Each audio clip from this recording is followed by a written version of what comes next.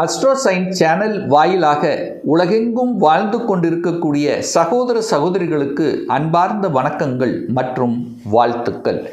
இன்றைய பதிவு 2026 ஆனி மாத ராசி பலன்கள். முதலில் இந்த ஆனி மாதத்தினுடைய கிரக அமைப்புகளை பார்ப்போம். அதன்படி சனி பகவான் மீனமனையில் இருக்கார். செவ்வாய் பகவான் ஆட்சி பலத்தோட மேசத்தில் அமர்ந்திருக்கு. சூரியனும் புதன் இந்த இரண்டு கிரகங்கள் மிதுனமனையில் வீற்றிருக்க, குரு சுக்கிரன் இந்த இரண்டு பணத்தை தரக்கூடிய கிரகங்கள் கடகமனையில் வீற்றிருக்க, கேது பகவான் சிம்மத்திலும் ராகு பகவான் கும்பத்திலும் அமர்ந்திருக்காங்க. சரி, இந்த மாதம் பெயர்ச்சி ஆகக்கூடிய கிரகங்கள் என்ன அப்படின்னு பார்க்கும் பொழுது, இந்த ஆனி மாதம் 7ஆம் தேதி, அதாவது 21/6/2026 அன்று செவ்வாய் பகவான் மேசத்திலிருந்து ரிஷபத்துக்கு பெயர்ச்சி ஆகிறார். அதே போல இந்த ஆனி மாதம் 8ஆம் தேதி புதன் பகவான் கடகமனைக்கு பெயர்ச்சியாகி பிறகு வக்ரமாகி மீண்டும் மிதுனத்துக்கு அமையப் போகிறது. அதாவது ஆனி மாதம் 23ஆம் தேதி. அதே போல் சுக்கிர பகவானுடைய பெயர்ச்சியும் இந்த ஆனி மாதம் இருக்குது. அதாவது ஆனி மாதம் 20ஆம் தேதி 4/7/2026 அன்று சுக்கிர பகவான் கடகத்திலிருந்து சிம்மமனைக்கு பெயர்ச்சியாகிறது.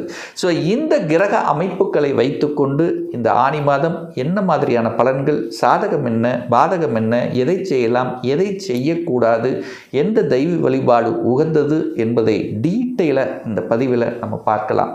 இந்த பதிவை முழுவதுமாக பாருங்கள், ஸ்கிப் பண்ணாதீங்க. கண்டிப்பாக ஏதாவது ஒரு விதத்தில் உங்களுக்கு யூஸ்ஃபுல்லாக இருக்குங்கிறதுல எந்தவித மாற்று கருத்தும் கிடையாது.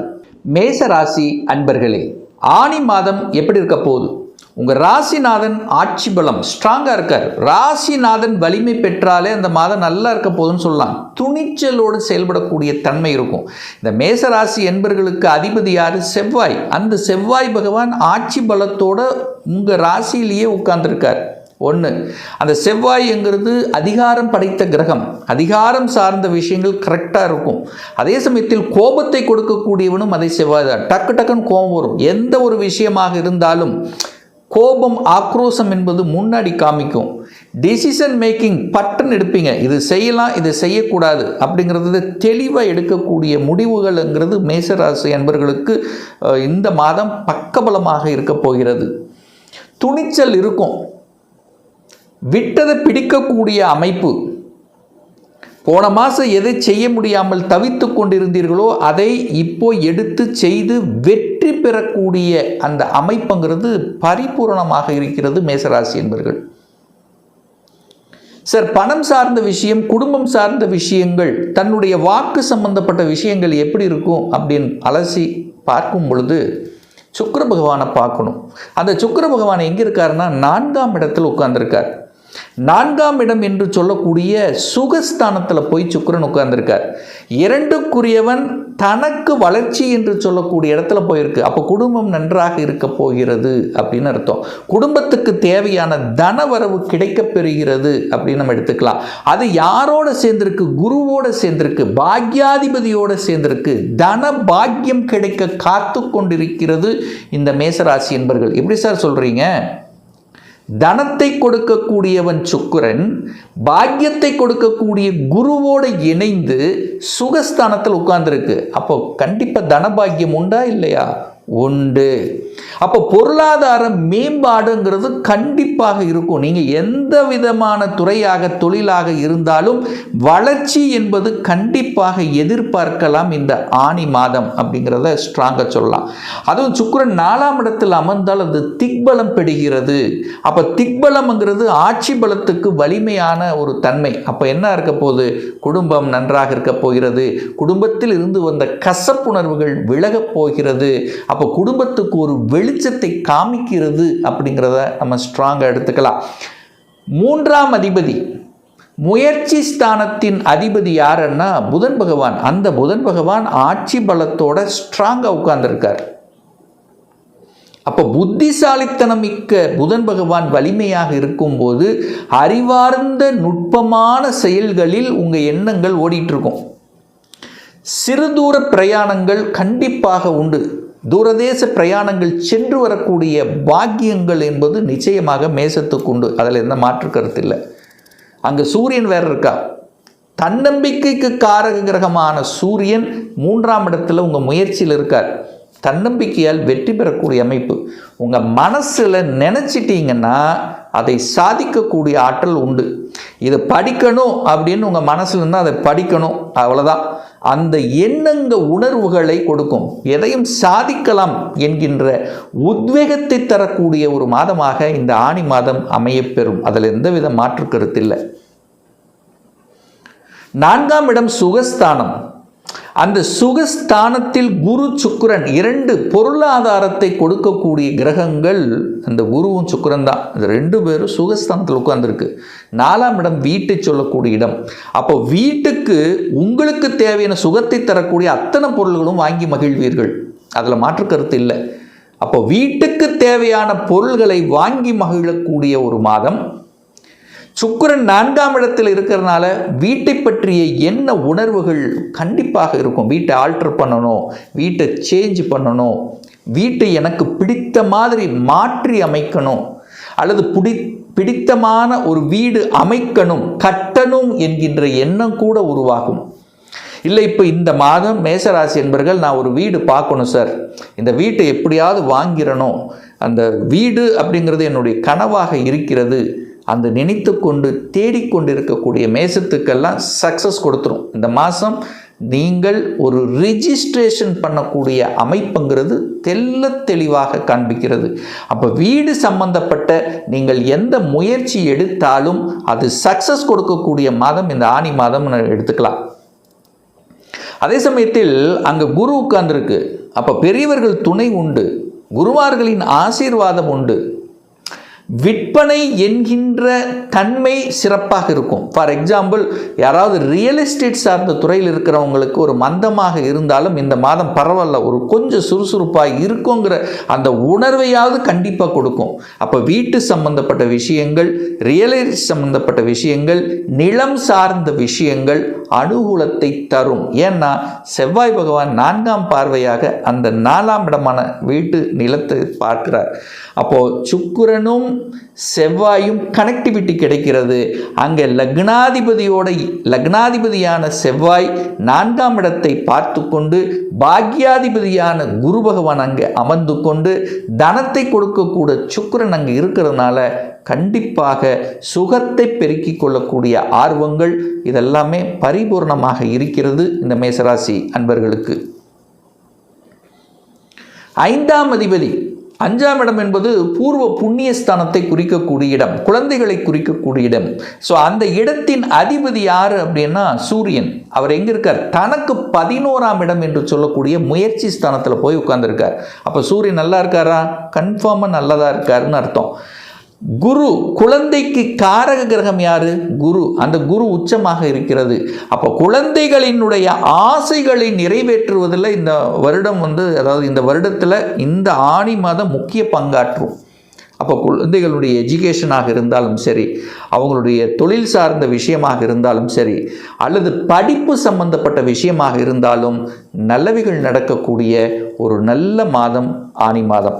அப்போ குழந்தைகள் என்ன ஆசைப்பட்டு கொண்டிருக்கிறார்களோ அதை நீங்கள் நிறைவேற்றுவதில் இந்த ஆனி மாதம் முக்கிய பங்காற்றுவீர்கள். அதில் எந்த மாற்று கருத்தும் இல்லை. அதே சமயத்தில் பார்த்தீங்கன்னா பூர்வீகம் சார்ந்த விஷயத்தில் இருக்கக்கூடிய சில அந்த கசப்புணர்வுகளை எல்லாம் விளக்கிடணும், இது வேண்டாம். அதாவது உங்களுடைய சொந்த பந்த உறவுகள் இருந்து கொண்டிருக்கக்கூடிய விரிசல்களை நீக்கிடணும் அப்படிங்கிற எண்ணம் கூட இந்த மாதம் உங்கள் ஆழ்மனதில் கண்டிப்பாக தோன்றும். 6ஆம் அதிபதி யாருன்னா புதன் தான். கடனை கொடுக்கக்கூடியவன், நோயை கொடுக்கக்கூடியவன், எதிர்ப்பை கொடுக்கக்கூடியவன்.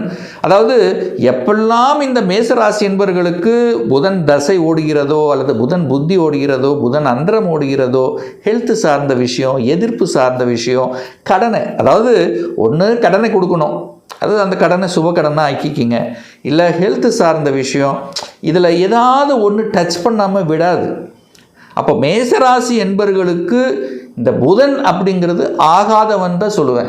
ஏன்னா ஒன்று கடனை கொடுக்கும், இல்லைன்னா எதிர்ப்பு, நோய், வம்பு, வழக்கு, இதெல்லாம் இந்த புதன் டச் பண்ணாமல் இதெல்லாம் வர்றதுக்கான வாய்ப்பே இல்லை மேசராசி என்பர்கள். அப்போ புதன் யாருக்காக நடந்து கொண்டிருக்கிறதோ மேசராசி என்பர்கள், புதன் திசையோ புதன் புத்தியோ நடந்துட்டு இருக்குன்னா இந்த கடன் சார்ந்த விஷயங்கள், நோய் சார்ந்த விஷயங்கள், எதிர்ப்பு, பகை, வம்பு, வழக்கு இது பற்றி டச் பண்ண வேண்டாம் அப்படிங்கிறத மைண்டில் வச்சுக்கோங்க. திருமணம் சார்ந்த சுப காரியங்கள் எப்படி சார் நடக்கும்? அதில் ஏதாவது ஒரு தடை இருக்கா? 7ஆம் அதிபதி குடும்பாதிபதி சுக்கிரன், அவர் 4ஆம் இடத்துல இருக்கார், குருவோட பாக்யாதிபதியோடு சேர்ந்துருக்கு. என்ன சார் உங்களுக்கு பிரச்சனை வரப்போகுது? கண்டிப்பாக இல்லை. திருமணம் நல்லபடியாக நடக்கும், நிச்சயிக்கப்பட்டவர்களுக்கு நல்லபடியாக நடக்கும். ஒரு சிலருக்கு திருமணம் வேண்டாமே என்று சொல்லி கொண்டிருந்தவர்கள் எல்லாம் செய்து கொள்ளலாம் என்கின்ற உணர்வையும் அந்த ஒரு பாசிட்டிவ் வைப்ரேஷன் கண்டிப்பாக கொடுக்கும். அப்போ சுப விஷயங்கள் நல்லவைகளாக நடக்கக்கூடிய ஒரு மாதமாகவே அமைகிறது. 9ஆம் அதிபதி உங்களுக்கு பாக்கியத்தை கொடுக்கக்கூடியவன், தகப்பனை குறிக்கக்கூடிய கிரகம் யாரு அப்படின்னா 9ஆம் அதிபதியான குருவும் சூரியனுங்கிறது தகப்பனை. அப்போ ரெண்டுமே நல்லா இருக்கிறனால தகப்பன் வழியில் நல்லவைகள் நடக்கக்கூடிய அமைப்பு. ஒரு சிலர் தகப்பன் தொழிலில் இருப்பீங்க, அல்லது தகப்பல் சார்ந்த விஷயத்தில் இந்த மாதம் நல்லவைகள், ஏதோ ஒரு நல்லவைகள் அப்பா மூலயமா ஒன்று நடக்குதுங்கிறத கண்டிப்பாக உணர்வீர்கள். அதில் மாற்று கருத்து இல்லை. தொழில் ரீதியாக அடுத்த கேள்வியை நிறைய பேர் எதிர்பார்க்கக்கூடிய கேள்வி, தொழில், வேலை, வியாபாரம் எப்படி சார் இருக்கும் இந்த மாதம்? கண்டிப்பாக சேஞ்சஸ் உண்டு. போன மாதத்தை கம்பேர் பண்ணும்போது இந்த மாதம் ஒரு நல்ல மாற்றத்தையும் ஒரு நல்ல வைப்ரேஷன், நல்ல ஒரு தன்னம்பிக்கை கொடுக்கக்கூடிய ஒரு மாதம் தான். ஏன்னா பாக்யாதிபதியாக இருக்கக்கூடிய குரு பகவான் 10ஆம் இடத்தை பார்க்குறார். 10ஆம் இடம் தொழில் ஸ்தானம், அந்த இடத்தை பார்க்குறார். குரு எங்கே பார்க்குறாரோ அந்த இடத்தை வளர்க்கும். அப்போ 10ஆம் இடத்தை பார்க்குறார், 10ஆம் இடத்தை வளர்க்க போகுது, ஒரு மாற்றத்தை கொடுக்க போகிறது. 10ஆம் அதிபதியாக இருக்கக்கூடியவர் யார்? சனி பகவான். அந்த சனி பகவானையும் குரு பார்க்குது. அப்போ மேசராசி என்பர்கள் யாரெல்லாம் வேலை, தொழில், வியாபாரம் எதுவாக இருந்தாலும் இந்த மாதம் ஒரு நல்ல மாற்றத்தையும் நல்ல வளர்ச்சியையும் கொடுக்கக்கூடிய ஒரு மாதம் அப்படிங்கிறத மைண்டில் வச்சுக்கோங்க. வேலையில் இருக்கிறீங்களா? சேஞ்சஸ் கண்டிப்பாக வரும். எந்த சேஞ்சஸாக இருந்தாலும் அதை ஏற்றுக்கொள்ளுங்கள், புத்திசாலித்தனம். ஒரு சிலருக்கு துறை ரீதியான சேஞ்சஸ், ஒரு சிலருக்கு பார்த்தீங்கன்னா வேறு மாதிரி, அதாவது இதுவரைக்கும் இருந்தவர்கள் தன்னுடைய ஸ்டேட்டை விட்டு வெளி ஸ்டேட் போகணும் அல்லது வெளிநாடு போகணும். ஸோ இந்த எண்ணத்தில் இருக்கக்கூடிய மேசத்துக்கு 100% சக்ஸஸ் கொடுக்கும். ஒரு சாஃப்ட்வேரில் இருக்கீங்க அல்லது வேறு எதில் வேணால் இருங்க, எந்த தொழில்நுட்பம் இருங்க, ஒரு மாற்றம் என்கின்ற அமைப்பில் இந்த மாதம் கண்டிப்பாக உண்டு. நான் வெளிநாட்டுக்கு போகணும், வெளியூர் போகணும், வெளிநாட்டு சம்பந்தப்பட்ட நிகழ்வுகளில் கலந்துக்கணும், இதெல்லாம் இருக்கிறவங்களுக்கு சக்ஸஸ் கொடுக்கும். ஏன்னா குரு 12ஆம் இடத்தை, 12ஆம் இடம் என்பது வெளிநாட்டுக்கு கொடுக்கக்கூடிய, வெளிநாட்டை குறிக்கக்கூடிய ஒரு இடம். அந்த இடத்தை அந்த அதிபதியை பார்க்குறார். அங்கே தொழில்காரகன் இருக்கா. அப்போ தொழிலுக்காக வெளிநாடு, தொழில் ரீதியாக வெளிநாடு, அல்லது ஏற்கனவே இருக்கின்றவர்கள் அங்கே செட்டில் ஆகக்கூடிய அமைப்புகள், இப்படி ஒரு நல்ல மாற்றத்தை கொடுக்கக்கூடிய, நல்ல செய்திகளை கொடுக்கக்கூடிய, ஒரு தன்னம்பிக்கை கொடுக்கக்கூடிய, வளர்ச்சியை கொடுக்கக்கூடிய ஒரு மாதமாக இந்த மேசத்துக்கு அமையும் என்று சொன்னால் அது மிகையாகாது. இன்னும் ஒரு துல்லிய பலன், இந்த ராசி நட்சத்திரத்தில் பார்த்தீங்கன்னா பல கோடிக்கணக்கான பேர் இருப்பீங்க. எல்லாரும் ஒரே மாதிரினா கண்டிப்பாக இல்லை. ஒவ்வொருத்தரும் டிஃப்ரெண்ட். ஒவ்வொருத்தருடைய ஜாதக அமைப்புகள், கொடுப்பினைகள் வேறுபடும்.